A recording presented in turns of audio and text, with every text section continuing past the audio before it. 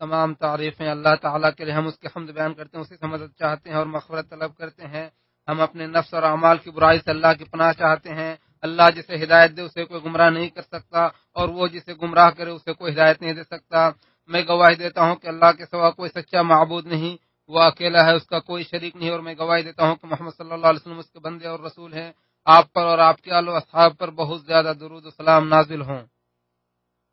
حمد و صلات کے بعد اللہ کے بندو، اللہ تعالیٰ سے ڈرو جیسا کہ اس سے ڈرنے کا حق ہے، اور اسلام کے مضبوط کڑے کو اچھے سے تھام لو۔ اے مسلمانوں،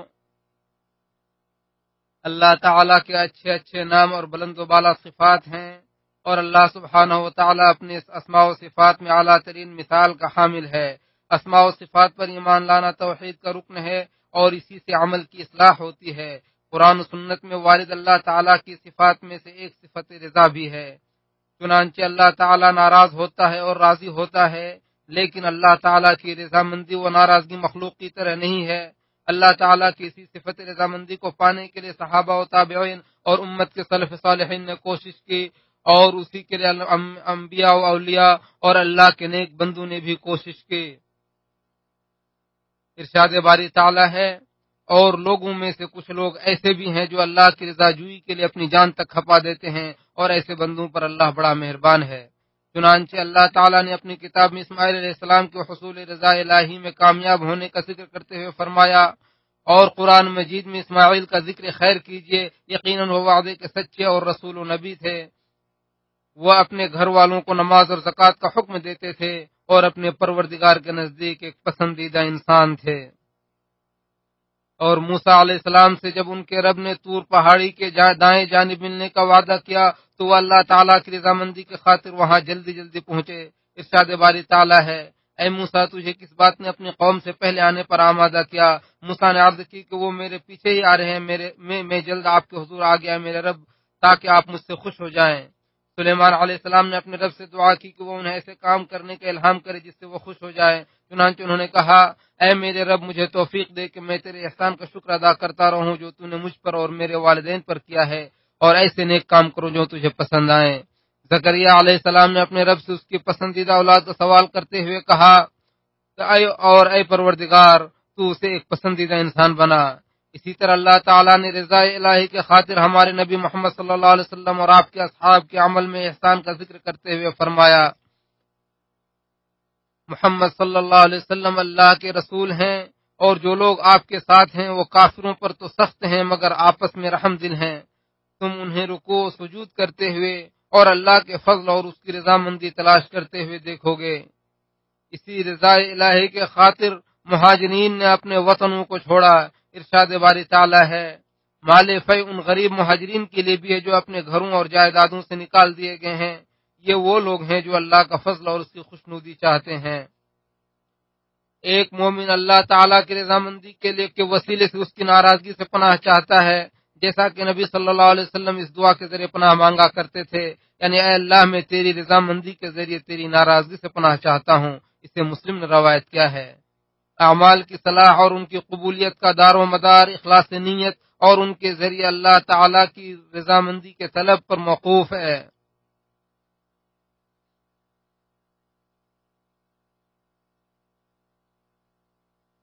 ارشاد باری تعالیٰ ہے، ان کی اکثر سرگوشیوں میں خیر نہیں ہوتی، الا یہ کہ کوئی شخص پوشیدہ طور پر لوگوں کو صدقہ کرنے یا بھلے کام کرنے یا لوگوں کے درمیان صلح کرانے کا حکم دے، اور جو شخص ایسے کام اللہ کی رضا جوئی کے لیے کرتا ہے تو ہم اسے بہت بڑا اجر عطا کریں گے۔ اللہ کے راستے میں خرچ کیا گیا وہی مال مقبول و مبارک ہے جس کے ذریعے خرچ کرنے والا اللہ تعالیٰ کی رضامندی کا طلبگار ہو۔ ارشاد باری تعالیٰ ہے، اور جو لوگ اللہ تعالیٰ کی رضا جوئی اور اپنی پوری دل جمعی کے ساتھ اپنے مال خرچ کرتے ہیں، ان کی مثال ایسی ہے جیسے کسی بلند زمین پر ایک باغ ہو کہ اگر اس پر موسلا دھار بارش برسے تو دگنا پھل لائے، اور اگر زور کی بارش نہ برسے تو فوار ہی کافی ہوتی ہے، اور جو کام تم کرتے ہو اللہ اسے دیکھ رہا ہے۔ اللہ تعالیٰ نے حجاج و معتمرین کی حرمت کو بھی نہایت عظیم قرار دیا ہے جو کہ اللہ کی رضامندی کے طالب ہوتے ہیں۔ ارشاد باری تعالیٰ ہے اے ایمان والو اللہ کے شاعر کی بے حرمتی نہ کرو، نہ حرمت والے مہینہ کی، نہ قربانی کی، اور نہ پٹے والے جانوروں کی، اور نہ ہی ان لوگوں کو تنگ کرو جو اپنے پروردگار کی رضا اور اس کے فضل کی تلاش میں بیت اللہ کے حج کے قصد سے جا رہے ہوں۔ مسلمان لازمی طور پر اپنے سفر و اقامت اور خوشی و غمی ہر حالت میں اللہ تعالیٰ کی رضامندی کا طالب ہوتا ہے، چنانچہ وہ اپنے سفر کا آغاز کرتے ہوئے اللہ تعالیٰ سے اس کی رضا کے کاموں کو آسان کرنے کا سوال کرتے ہوئے کہتا ہے اے اللہ ہم تجھ سے اپنے سفر میں نیکی اور تقوی اور ایسے عمل کا سوال کرتے ہیں جس سے تو راضی ہو۔ اسے مسلم نے روایت کیا ہے۔ اسی طرح جب اسے کوئی مصیبت لاحق ہوتی ہے تو اس وقت بھی وہ ایسے کام کرتا ہے جس سے اللہ تعالیٰ راضی ہو۔ چنانچہ جب نبی صلی اللہ علیہ وسلم کے بیٹے ابراہیم کا انتقال ہوا تو آپ صلی اللہ علیہ وسلم نے کہا یقیناً آنکھیں اشکبار ہیں، دل مغموم ہے، لیکن ہم وہی بات کہیں گے جس سے ہمارا رب راضی ہو، اور تمہاری جدائی سے اے ابراہیم ہم لوگ غم زدہ ہیں۔ اسے بخاری نے روایت کیا ہے۔ یہ اللہ تعالیٰ کی رحمت اور کرم ہی ہے کہ اس نے اپنے بندوں کے لیے ایک ایسا دین چنا جو اس کا پسندیدہ دین ہے۔ ارشاد باری تعالیٰ ہے آج میں نے تمہارے لیے تمہارا دین مکمل کر دیا اور اپنی نعمت تم پر پوری کر دی، اور اسلام کو بحیثیت دین تمہارے لیے پسند کر لیا۔ دین اسلام کی پیروی رحمان کی رضا مندی کا موجب ہے، اس پر ایمان دنیا و آخرت کی سعادت کا باعث ہے، اور بندہ اپنے رب کی رضامندی سے سرفراز ہوتا ہے۔ ارشاد باری تعالیٰ ہے بے شک جو لوگ ایمان لائے اور انہوں نے نیک اعمال کیے وہی لوگ بہترین مخلوق ہیں، ان کا بدلہ ان کے رب کے نزدیک ہمیشہ رہنے والے باغات ہیں جن کے نیچے نہریں جاری ہیں، ان میں وہ ہمیشہ رہیں گے۔ اللہ ان سے راضی ہو گیا اور وہ اللہ سے راضی ہو گئے۔ یہ اجر اس کے لیے ہے جو اپنے رب سے ڈرتا رہے۔ جو ایمان لایا اور نیک عمل کیا تو اس نے اللہ تعالیٰ کی رضامندی کا راستہ چنا۔ ارشاد باری تعالیٰ ہے اگر تم ناشکری کرو گے تو اللہ تم سے بے نیاز ہے اور وہ اپنے بندوں کے لیے ناشکری کو پسند نہیں کرتا، اور اگر تم شکر گزار بنو گے تو وہ تمہاری طرف سے اسے پسند کرے گا۔ توحید کا مطلب یہ ہے کہ صرف ایک اللہ کی عبادت کی جائے، اور اللہ کے نزدیک کے سب سے عظیم عمل ہے۔ اللہ تعالیٰ اپنے بندوں کی جانب سے اس بات کو پسند کرتا ہے کہ وہ اس کی عبادت کریں اور اس کے ساتھ کسی کو شریک نہ ٹھہرائیں، اور وہ سب کے سب اللہ کی رسی کو مضبوطی سے تھامے رہیں اور گروہوں میں تقسیم نہ ہوں۔ نبی صلی اللہ علیہ وسلم نے فرمایا کہ اللہ تعالیٰ تمہاری 3 چیزوں کو پسند فرماتا ہے اور 3 چیزوں کو ناپسند کرتا ہے۔ وہ اس بات کو پسند کرتا ہے کہ تم اس کی عبادت کرو اور اس کے ساتھ کسی کو شریک نہ ٹھہراؤ، اور یہ کہ تم سب مل کر اللہ کی رسی کو مضبوطی سے تھامے رہو اور گروہوں میں نہ بٹو۔ اسے مسلم نے روایت کیا ہے۔ جس نے توحید کے اقرار کیا اللہ تعالیٰ اس سے راضی ہو جاتا ہے۔ ارشاد باری تعالیٰ ہے یہی لوگ ہیں جن کے دلوں میں اللہ نے ایمان کو ثبت کر دیا ہے اور اپنی طرف سے ایک روح کے ذریعے ان کی انہیں قوت بخشی ہے۔ اللہ انہیں ایسے باغوں میں داخل کرے گا جن کے نیچے نہریں بہ رہی ہوں گی، وہ ان میں ہمیشہ رہیں گے۔ اللہ ان سے راضی ہوگا اور وہ اس سے راضی ہو گئے۔ جو اللہ کے دین کی مدد کرے گا اللہ تعالیٰ اس کی مدد کرے گا اور اس سے راضی ہوگا۔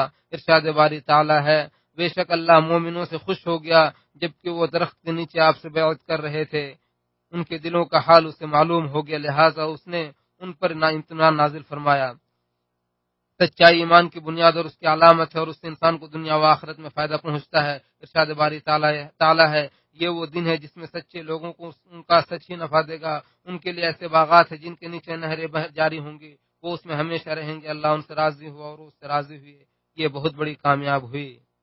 شکر ادا کرنے سے نعمتوں کو دوام ملتا ہے اور ان میں اضافہ ہوتا ہے، اور اس کا سب سے بڑا ثواب یہ ہے کہ اللہ تعالیٰ شکر گزار بندے سے راضی ہو جاتا ہے۔ چنانچہ بنی اسرائیل کے 3 لوگوں جن میں ایک برس کا مریض، ایک گنجا اور ایک اندھا تھا، یہ قصے میں ہے کہ پھر فرشتہ اندھا آدمی کے پاس آیا اور اس سے کہا کہ میں مسکین اور مسافر آدمی ہوں، میرا ذات راہ ختم ہو گیا ہے، آج میرے پاس پہنچنے کے لیے اللہ کے بعد آپ کے سوا کوئی ذریعہ نہیں ہے، اس لیے میں تم سے اس ذات کا وسیلے سے جس نے تمہاری بینائی لوٹا دی ایک بکری مانگتا ہوں تاکہ اس کی مدد سے میں اپنا سفر پورا کر سکوں۔ تو اس نے کہا کہ میں ایک نابینا آدمی تھا، اللہ تعالیٰ نے میری بینائی لوٹائی، میں فقیر تھا، اللہ نے مجھے مالداری عطا کی، اس لیے تم جو چاہو لے لو، اللہ کی قسم آج تم جو کچھ بھی لے لو گے اس میں سے میں تمہیں کچھ بھی نہیں کہوں گا۔ یہ سن کر فرشتے نے کہا کہ اپنا مال اپنے پاس رکھو، تم لوگوں کو آزمایا جا رہا تھا، اس آزمائش میں اللہ تم سے راضی ہو گیا اور تمہارے دونوں ساتھیوں سے ناراض ہو گیا۔ بخاری و مسلم۔ انسان کھانے پینے سے بے نیاز نہیں ہو سکتا، اور یہ اللہ تعالیٰ کا فضل و احسان ہے کہ وہ اپنے بندے کو کھلاتا اور پلاتا ہے، اور بندہ جب اس پر اپنے رب کا شکر ادا کرتا ہے تو اللہ تعالیٰ اس سے راضی ہو جاتا ہے۔ نبی صلی اللہ علیہ وسلم نے فرمایا کہ اللہ تعالیٰ اپنے بندے سے اس بات پر راضی ہو جاتا ہے کہ وہ کھانا کھا کر اللہ کی تعریف کرے یا پانی پی کر اس کی تعریف بیان کرے۔ اسے مسلم نے روایت کیا ہے۔ دنیا بلا و مصیبت سے گھری ہوئی ہے، اور جو شخص دنیا کی آزمائشوں پر صبر کرتا ہے تو کامیاب ہو جاتا ہے۔ نبی صلی اللہ علیہ وسلم نے فرمایا یقیناً بڑا بدلہ بڑی آزمائشوں کے بعد ملتا ہے، اور اللہ تعالیٰ جب کسی قوم سے محبت کرتا ہے تو اسے آزماتا ہے، لہذا جو اس آزمائش سے راضی ہو جاتا ہے تو اللہ بھی اس سے راضی ہو جاتا ہے، اور جو ناراض ہو جاتا ہے تو اللہ بھی اس سے ناراض ہو جاتا ہے۔ اسے ترمذی نے روایت کیا ہے۔ زبان خیر و شر کی کنجی ہے، اور اچھی بات کہہ کر انسان اپنے خالق کی رضامندی حاصل کرتا ہے۔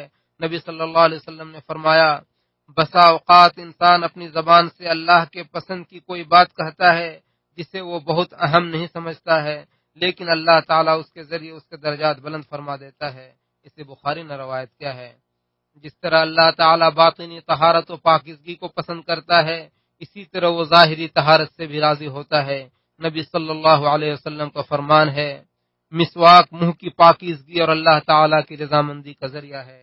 اسے نسائی نے روایت کیا ہے۔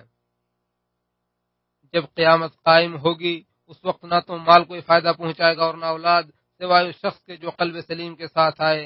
اس دن اللہ کی اجازت و رضا کے بغیر کوئی سفارش نہیں کر سکتا۔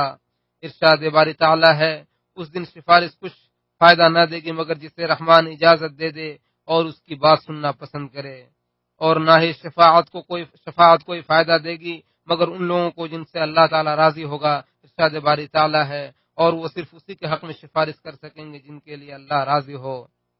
جنت میں مومنین ایسی نعمتوں سے لطف اندوز ہوں گے جنہیں نہ تو کسی آنکھ نے دیکھا ہے اور نہ کسی کان نے سنا ہے، لیکن اللہ تعالیٰ کی رضامندی اہل جنت کے لیے سب سے عظیم نعمت ہوگی۔ ارشاد باری تعالیٰ ہے اللہ تعالیٰ نے مومن مردوں اور مومن عورتوں سے ایسے باغات کا وعدہ کر رکھا ہے جن میں نہریں جاری ہوں گی، ان میں وہ ہمیشہ رہیں گے۔ نیز سدا بہار باغات میں پاکیزہ قیام گاہوں کا بھی وعدہ کر رکھا ہے، اور اللہ کی خوشنودی تو ان سب نعمتوں سے بڑھ کر ہوگی۔ یہی بہت بڑی کامیابی ہے۔ اور اللہ تعالیٰ جنتیوں سے کبھی ناراض نہیں ہوگا۔ نبی صلی اللہ علیہ وسلم نے فرمایا کہ اللہ تعالیٰ جنتیوں سے کہیں گے اے جنت والو، تو وہ کہیں گے کہ ہم تیری بارگاہ میں حاضر ہیں اے رب، اور ساری بھلائی تیرے ہاتھ میں ہے۔ پھر اللہ تعالیٰ فرمائے گا کیا تم راضی ہو گئے؟ تو وہ کہیں گے کہ آخر ہم کیوں ناراضی ہو جائے ہمارے رب، جب کہ تو نے ہمیں وہ نعمتیں عطا کی ہیں جو تو نے اپنی مخلوقات میں سے کسی کو نہیں دیا ہے۔ تو اللہ تعالیٰ فرمائے گا کیا میں تمہیں اس سے بھی افضل نعمت نہ دوں؟ تو وہ کہیں گے کہ بھلا اب اس سے بھی افضل چیز اور کیا ہو سکتی ہے؟ تو اللہ تعالیٰ فرمائے گا میں تمہیں اپنی رضامندی کا پروانہ عطا کرتا ہوں، اب میں تم سے کبھی بھی ناراض نہیں ہوں گا۔ اس سے بخاری اور مسلم نے روایت کیا ہے۔ ان باتوں کے بعد اے مسلمانوں، ساری کامیابیوں کا دار و مدار دین کو لازم پکڑنے میں ہے، کیونکہ وہی رضا الہی کا باعث ہے، اور جو شخص اللہ کی پسندیدہ چیز کو لازم پکڑے گا اللہ تعالیٰ اس سے راضی ہو جائے گا اور اسے خوش کر دے گا۔ بندہ جب اپنے رب کی رضامندی تلاش کرتا ہے اور اسے ساری چیزوں پر مقدم رکھتا ہے تو اللہ تعالیٰ اس سے راضی ہو جاتا ہے اور لوگوں کے دلوں میں اس کی محبت ڈال دیتا ہے۔ لیکن جو شخص اللہ کو ناراض کر کے لوگوں کو راضی کرنے کی کوشش کرتا ہے تو اللہ تعالیٰ اس سے ناراض ہو جاتا ہے اور لوگوں کو بھی اس سے متنفر کر دیتا ہے۔ اللہ تعالیٰ فرماتا ہے اعوذ باللہ من الشیطان الرجیم، بھلا جو شخص اللہ کی رضا کے پیچھے چل رہا ہو اس شخص جیسے ہو سکتا ہے جو اللہ کے غضب میں گرفتار ہو اور اس کا ٹھکانہ جہنم ہو، اور جہنم تو بہت برا ٹھکانہ ہے۔ اللہ تعالیٰ ہمارے اور آپ کے لیے قرآن کو بابرکت بنائے اور ہمیں اور آپ کو اس کی آیتوں اور حکیمانہ نصیحتوں سے استفادہ کی توفیق عطا فرمائے۔ میں یہ بات کہتے ہوئے اپنے لیے اور آپ تمام لوگوں کے لیے ہر قسم کی برائی سے اللہ تعالیٰ سے مغفرت طلب کرتا ہوں، آپ بھی اس سے مغفرت طلب کریں، یقیناً وہ بخشنے والا اور رحم کرنے والا ہے۔